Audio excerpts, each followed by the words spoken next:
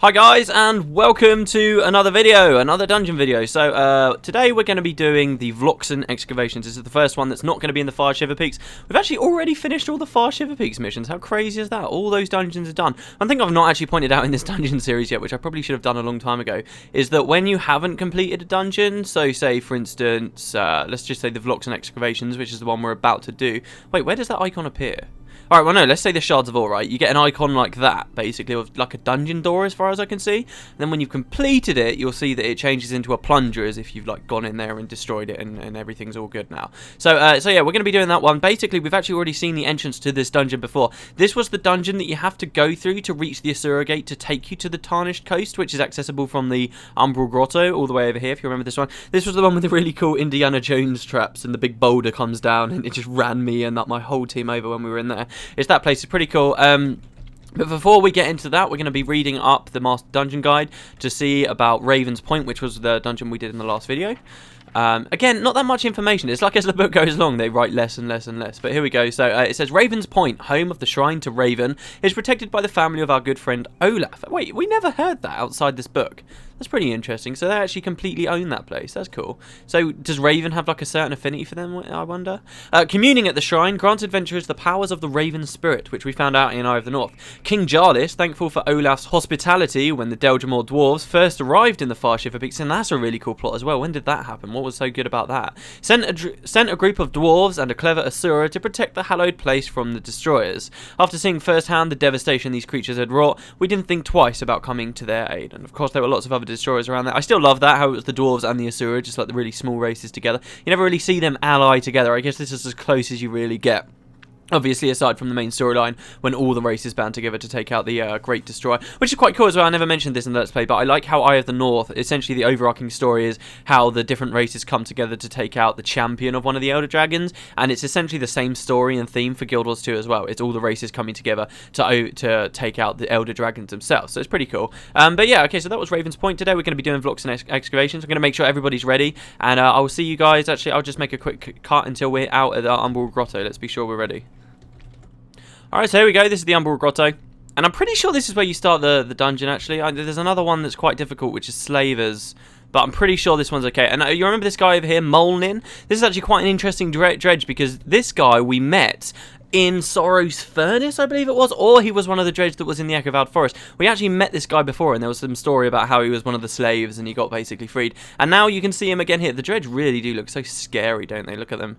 And they look just as good in Guild Wars 2. They look pretty awesome. And they got like the mining things on them. I do love the dredge. They're such a cool race. We haven't had like a lore blog post about the dredge yet, which is a bit of a shame because, you know, they're probably going to step up come Guild Wars 2 and sort of have some more interesting stuff. But yeah, we've got the dungeon just here, the Vloxen Excavations. And I'm pretty sure if we speak to Molnin, he'll give us the quest for this dungeon. If not, I'll have to cut it, but I'm pretty sure we're right.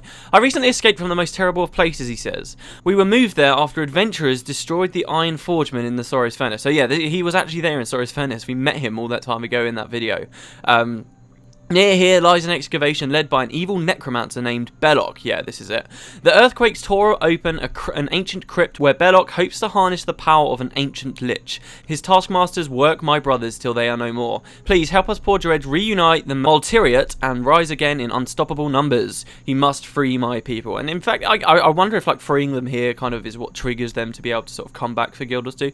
Hi ho, it's off to revolt I go. This is such a cool dungeon as well because it's the classic story. It's like the one we saw in not Warband of Brothers, the Cathedral of Flames, where basically they dig too deep and they dig into a place, and there really is like an ancient kind of city under here. It's really, really cool. I love the way it looks. So I'll make sure everybody's ready, and we'll get moving on in. Somebody's not loaded in actually, so yeah, give me a sec.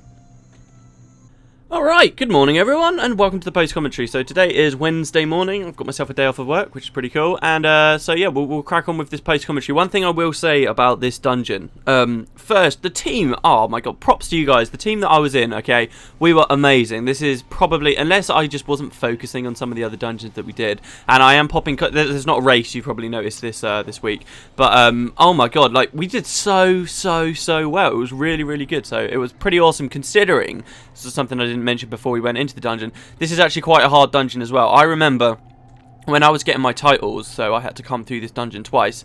Back then, you obviously, I never used any concepts back then, and like you could only obviously have 3 heroes, and I remember really struggling through this dungeon both times. It could be really difficult, particularly the second floor. Okay, so you got the first floor, which isn't too bad. You do have to realise that we're fighting Stone Summit here, obviously, at least at the start of the dungeon, and the Stone Summit in these dungeons tend to be quite difficult because they've got lots of resurrects, and they just generally have very well thought out skill bars, and they're pretty damn good. And like the necromancers can summon minions, and they can be quite a pain, and they're usually quite difficult for the first floor, let alone the second floor, which is basically full of them. And it's got this really weird sort of layout in the second floor, which is quite annoying, and I think it must be an oversight by ArenaNet. But basically what it has you do is snake. You come in at the top of the floor basically, and then you're going to have to snake your way all the way to the south, and then work your way back up right next to where you came in, but on the other side of a wall, right? But the problem is you get a resurrection shrine at the start of the floor, right, which you activate, but then there's no other shrines, so you can go all the way to the south and then bend around the curve and come all the way up, and then you're essentially fighting just on the other side of a wall near the start of the floor. However, it's quite a hard fight in that room, and if you die to the Stone Summit in there, it moves you back to the only other resurrection shrine, which is right next to you. And then the problem there is essentially you have to make this massive long walk to get all the way back, and it's just really annoying if you're struggling. However, and I think I'm right in saying this, our team did so good, I don't think I saw a single person die. At the start, we weren't as good as sort of was when we got into the groove of things, but oh my god, we just did really well, I could say. So the dungeon could have quite easily ended up, you know, one of the longer ones, as long as Frostmour's, if not longer. You know, I would have easily expected this to be about an hour and a half, but we ended up doing it. My time, it says right now, in about 40 minutes, which I think is pretty good, actually. You know, with a full team of people. I've never done this. I've never done many of these dungeons with full teams of people. It's actually something quite cool. I'm still considering that, like, we're doing it, and we're starting to sort of get regulars. I can see, like, there's a few of you guys who come most weeks, which is really awesome. And I'm kind of thinking maybe one of these runs I should ask, like, the people who I can be pretty sure are going to turn up, ask if they can, like, get, like, a certain skill or something, so we can all go in with, like, a crazy... But, like, for instance, ages ago, I heard of... on Guru, it was this guy making people do this all the time on Guru 1. They sort of think they've got some amazing idea for a build, and then they'll make a post about it. But one that was quite interesting for me, and it probably got shot down, as most things do on that forum, but there was one I remember where basically they just talked about every single character having the Asuran Ice Imp summon spell, and with that, I think the idea was basically they would just be constantly knocking things down, because you have 8 of them, and I think the skill they use knocks things down if they're hexed or something like that. But it just seemed like a really interesting concept, and this guy was saying, oh yeah, we destroyed Ergo's one like this. I think it would be quite cool to just do something like that, or maybe like everyone with gins or something. I don't know, something interesting, because we've got the opportunity here, right? I mean, I talked in Eye of the North when we were doing those like char missions, how I always wanted to do that, which you can't do anymore, so I'm not suggesting this, but like the fast casting mesmers doing the even Vanguard assassin support, so they'd all have like 8 out on the field at once, and you just have literally an army of Ascalonians, but stuff like that, you know, I'm not sure, I haven't really thought about much, but let me know what you think in the comments, and whether you'd be willing to, because the main problem is I'm worried, oh, if I tell someone to, oh, you have to bring this skill, I know a lot of you aren't, you know, you don't play it that much, you might not have all the skills. I've had a few people who have ran through Eye of the North just to get to this dungeon, you know, they haven't got much. As you've seen, it's not a problem, like, we can still go through the dungeons just fine. I usually get people raising their eyebrows when I use consumables as well, and they're like, oh, it makes it too easy as a cop-out. Yeah, it's something I'd rather do. I'd rather have it nice and easy for us, you know, so any of you can come. Literally, if you're listening to this and you haven't been, you can come. You can probably have no, I'm not suggesting this, you could probably have no skills on your bar, and we'd be fine. I mean, deaths don't matter, because obviously we can spam clovers. But yeah, anyway, a lot of new people came this week as far as I remember, and we did really well, so awesome stuff. This first floor as well, it's pretty cool, because obviously we've seen this floor before, that boulder as you saw earlier, like you got to run past it. We came through here to get to the Asura Gate, to get through to Vlox's Falls, right? But now we're actually going to keep walking deeper in, and it turns out it goes a lot deeper into the earth here. And the story is pretty cool here. There's not so much like big dialogue boxes that appear in this dungeon that will just come up, and they're quite intrusive. A lot of what you see in this dungeon where the story comes in is quite a bit more subtle than that. For instance, when we start reaching the dredge, you'll see a lot of the Stone Summit talking to each other, and they'll to be sort of chastising the dredge and telling them they're going to get whipped if they don't work harder. But also more interesting than that, you start to see Stone Summit fleeing, and you're like, whoa, why are they all running away? And they're screaming about some ancient evil, and then you start finding like these spiders, and there's a lot of really, really cool little subtle things. So keep your eye out on the screen for those things. I don't know how much this video is going to be sped up, but it shouldn't be so bad that you won't be able to see them. And you know, Wiki's probably got the information, so I'll be putting it in the description. But it'll probably, if you're just reading it in the description, now how I am aware of this, it does lose a lot of its context, right? I mean, so that's not ideal, but it's the best way for me to do it because I can't be like focusing on the screen while I'm reading out the blog posts. Speaking of which, what a great segue that was. Today we're gonna, so last time we were in March 2011, if you remember, and we learned about the Hylek. Well, and we've already, at this point in date, we've already had 2 raced weeks, okay? We've had the Norm one and we've had the Human one, and I've read the 2 significant lore articles that came out with those. However, now, then we had the Hylek, the Kodan was the first one. Now, instead of going into the next race week, which I can tell you straight away is going to be the Char week, which does happen in this month, but before that, on April 5th, they released another blog post about an individual race, which is called Those Sneaky Scrits. So this is the Scrit. I don't know how much I've really talked about the Scrit. I'm pretty sure I've mentioned them. But these guys are quite core to Asuran history, alright? This is one thing that I kind of get a little bit annoyed with. Well, not annoyed with, but I just think it's a little bit of a shame with this game, is that you never really learn much about these. I mean, the Sylvari is excusable. I mean, they're supposed to be mysterious. If you know where that seed for the Pale Tree came from, then that ruins a lot of the mystery. So that's fine. They don't need a history. They're supposed to be a new race for all intents and purposes.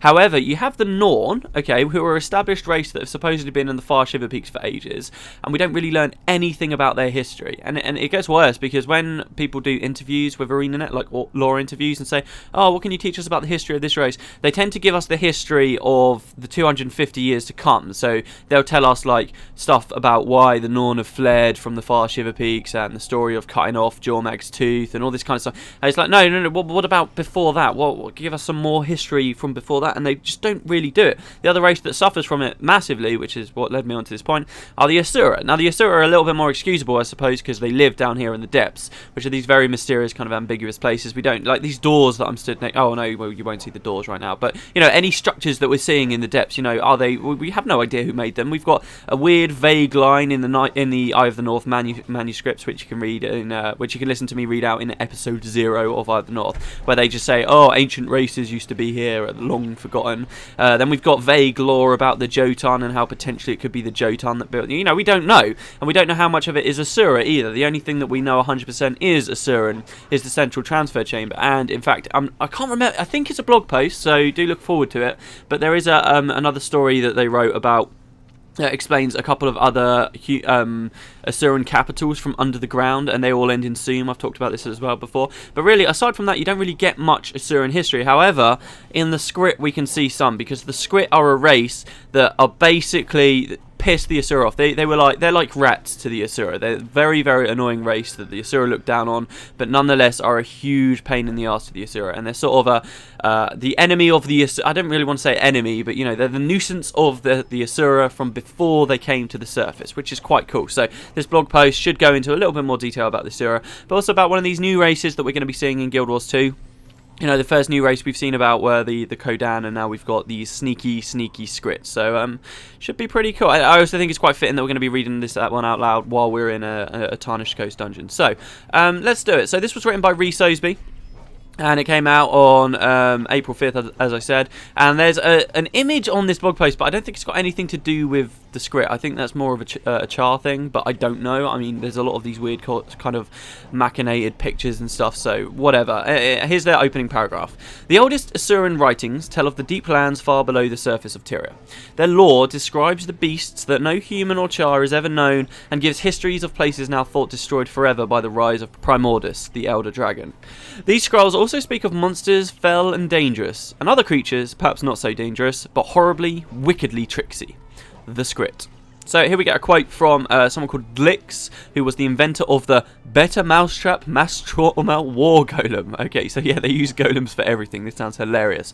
Watch out for the Skrit, says Glix. Oh, one is amusing enough, but imagine 2, or 20, or 200 of the blasted things. No, you'd better exterminate the entire colony of them now and be done with it, before things get out of hand. Okay, so you might be listening to that and thinking, well, okay, so they have strength in numbers. It goes a lot deeper than that. They're a very, very, very cool race. And as I said, they will do Arena do start doing behind the scenes sections, so do look out for that. It sort of explains why they made this race, and I really like it. So the Skrit are small rat-like creatures in Guild Wars 2 who come from deep beneath the surface of Tyria. At first glance, these skittering furballs may seem barely capable of rational speech, but they wield weapons and wear clothing and armour like more advanced races. Also, the Asura will tell you, or as any careful observer might note, the Skrit actually gain intelligence when many of them congregate. Speaking in chirps and squeaks so fast that it sounds like buzzing to human ears, they share information, pass knowledge, and determine actions between themselves. The more Skrit there are to do so, the more rational, intelligent, and cunning their activities become. One Skrit alone is a simple-minded individual, capable of performing basic tasks and keeping himself alive, but an entire colony of hundreds, clever enough to challenge even the brainpower of the Asura, and we all know how much the Asura think of their own brainpower. The Asura see the Skrit as moochers. They don't plan, they're not strategists beyond small tactics and survival techniques, and they are quick to take advantage when they see an opening. They are neither inventors nor scientists, but they are curious. Given enough time with someone else's invention, a Skrit will discover how it works, and possibly how to replicate it.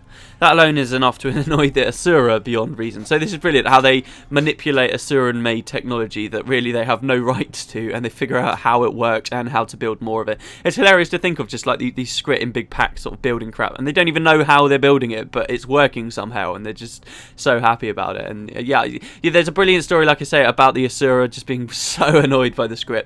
There are those among humans who laugh at the Asura's rabid belief that all things Skrit must be eliminated. How could a race as evolved and powerful as the brilliant Asura be afraid of rats? Well, maybe that's just because we don't understand them. Alright, so this section is called Recent History. And we get a quote from Sik Tikatika, Advanced Scout for the Fongwalala Colony. I'm not saying that right, but I don't care because Fionnghuala. I mean, how the hell are you supposed to say that? Anyway, this Skrit says, "Ha! Did I tell you not? Do not walk. Do not walk on ice. Fall, you, cold. The surface is different than below." So these guys speak very, very, very fast. The Skrit and Asura have long been enemies beneath the surface of the world. Fighting over territory and resources for generations, the two races have perpetually been at each other's throats. Commonly, the Asura had the advantage. An Asura, after all, is every bit as smart when alone as she is when she is with others. Yeah, written by Rhys Sosby, it's all saying she, but the Skrit reproductive cycle is faster, allowing them to retain their numbers even as the Asura eradicate them. This leads the Asura to massacre Skrit as rapidly as possible, arguing that if they didn't, the Skrit would quickly overpopulate and be a massive threat to the civilized world. One thing I feel like I should mention here is we knew about the Skrit long before this blog post, just as we knew about the Kodan before the Kodan's blog post. And what was so cool about these blog posts was it seemed like some of these races that ArenaNet were adding would just simply fill in niches, and it was just like, well, okay, there's not been much thought put into them here. So, for instance, with the Skrit in particular, we'd heard a lot about them, how they were rat people, and we basically just thought, oh, they're just going to be like a mindless enemy, kind of like Ettins were in Guild Wars 2, say, in Guild Wars 1, say, and they're just mindless enemies that are taking the place of rats in traditional MMOs. You know, there's always a kill 10 rats quest, there'll probably be a kill 10 Skrit quest in Guild Wars 2, and no one really thought anything past it. We heard of some cool events to do with the Skrit. For instance, there's one where I don't remember the premise for the event or why we're helping them, but basically there's a Skrit city on the surface, and there's a whole bunch of events going on with it, absolutely loads, and it's a huge city with big walls around it and you can't get in it. However, if you do enough events and push the world in a certain direction, it will actually open the doors to this city, and it will grant you passage through it and grant all the players around the area passage to it. However, if you let the events sort of continue, then the leader of that Skrit colony or city could actually be assassinated, and then the Skrit would go nuts at all the humans in there, blame them for it, and lock you out. And that's kind of how that huge, and I haven't talked about it for ages, but it sounded so interesting. It was one of the first examples we had of dynamic events, and I've been talking in the comments on YouTube a little bit about this recently, actually, but how I think dynamic events shine most when they are making big sweeping changes, so like the blizzard in the Norn starting area, like we were talking about, maybe flooding an area of Krytos, stuff like that. That's really cool, and this is one of those examples I think that's pretty damn good, actually, because that's a whole city being accessible or not being accessible. That really is going to change up the dynamic of how that area goes. Like a whole race of people, whether they're allied with you on one day and then maybe they're not in the next day. Really cool. I like the idea of it. It was also, I remember when that first came out, this was a long time ago that they were talking about this event. Like, back then, people, I don't even think Ion was out, or Ion had just come out, or something, because there was a lot of discussion about, like, people wanted to see flying in Guild Wars 2. My opinion is that flying actually ruins the immersion, because as soon as you can fly, you just skip everything, basically. We all know how it goes. But that aside, one of the main reasons people were saying, oh no, there can't be flying in Guild Wars 2, is because you'd have things like this city, and if you could just fly, then they have to do all these weird things, stopping people being able to fly over the walls and get in. And what about instance places like Divinity's Reach? Could you just fly over the walls and then go? It's the same kind of problem that they have with like the Elder Scrolls games, for instance, where you can't like fly in the later ones as soon as they have sort of instance areas and stuff like that. So it was a cool event, and obviously since then they've announced that you can't fly in MMOs, which is cool. So I'm just hoping that a lot more stuff like that will happen. It's very, very cool. But yeah, so this was the first time though that we really learned what the script were like, and this whole, they become more intelligent in groups. It's just so cool. When Primordus rose beneath the earth, driving the Asura to the surface, the Skrit also fled to the lands above. Unfortunately, they were not as successful as the Asura in doing so. Packs of Skrit, or individuals, separated from the body of the fleeing group, would too easily lose their way or make poor decisions, ending in their destruction by Primordus' destroyers. Therefore, fewer Skrit survived to colonise closer to the surface. For a while, the Asura believed their ancient annoyance had been destroyed, a single bright spot in the rise of the Elder Dragons. However, within a few generations, they discovered instead pockets of Skrit resettling throughout Tyria. So if you got through, they can reproduce insanely fast. You know what will probably happen. Since then, see, this is something else. This is completely off topic, but they specifically came out and said it recently as well. Somebody asked what the general population for the races were like in Guild Wars 2, which I think is a little bit of a stupid question anyway, because obviously the scale in-game is completely different to what it's going to be like in the lore. But in any case, they did give a reply that was talking about how basically, they're all about even, but except for the Sylvari, who have got less.